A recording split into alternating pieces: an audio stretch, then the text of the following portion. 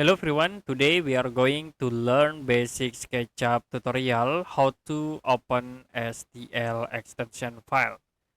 So you can open by click on the file menu, go to import and then change for the extension into the STL. Searching for a file, like example I will use this file, click open, import into your SketchUp software.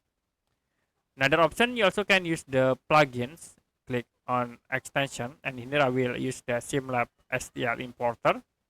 Click import, and the next searching for your files. Click opens to insert into your SketchUp. Click to apply. So with these import tools, it will be show for the more bigger objects. Then we use the default importer from the SketchUp. Okay, this is the first file, and this is for the second file. Okay, that's it for a basic SketchUp tutorial how to open STL file. If you have any question about tutorial, you can comment below this video.